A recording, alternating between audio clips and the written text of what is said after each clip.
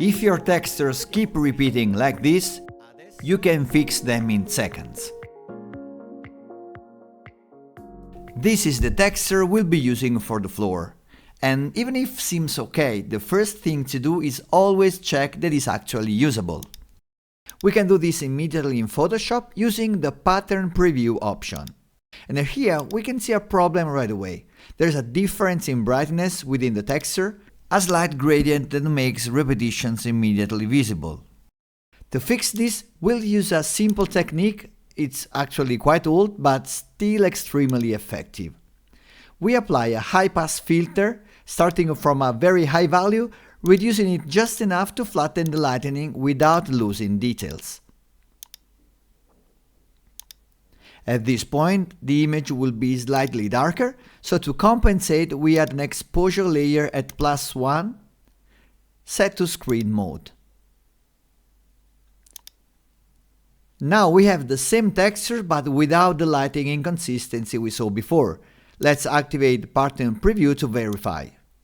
The previous issue is resolved, but if we look at the texture from a distance, the pattern repetitions are still visible.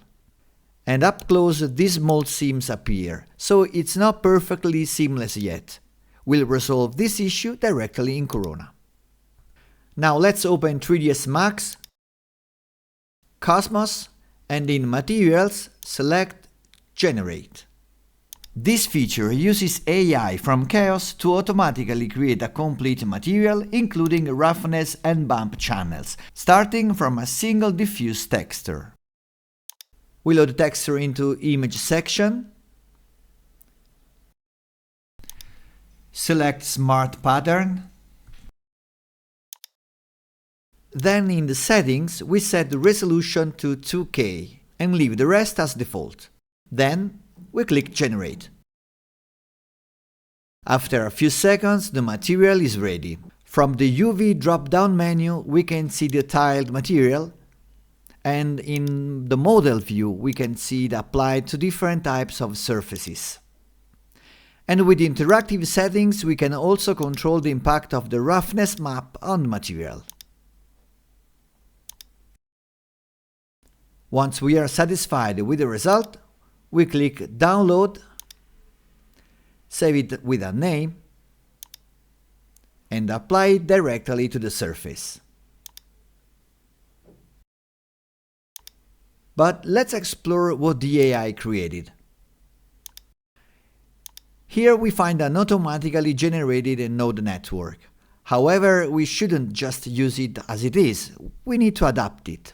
For example, I don't want the bump channel in this case, so I delete it. We are left with diffuse and roughness, both controlled by the same node, the mapping randomizer. This is great because any modification on the randomizer will affect both textures in the same way, which is the ideal setup.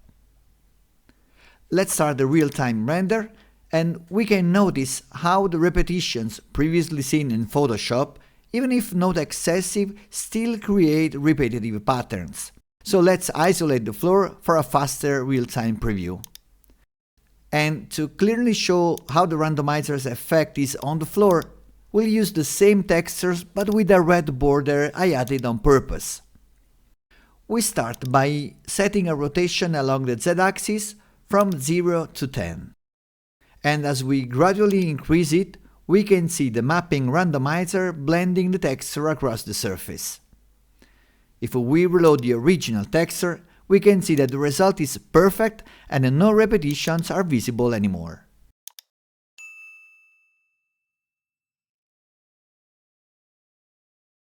Now let's move on to these panels generated with an array modifier.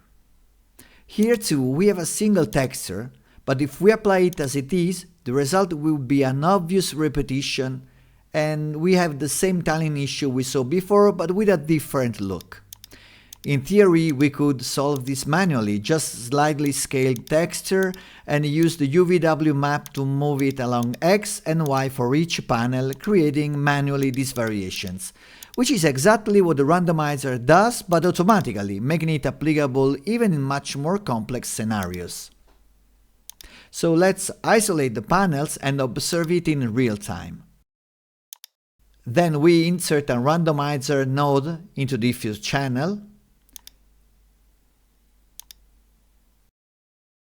We activate polygon mode and slightly adjust the offset.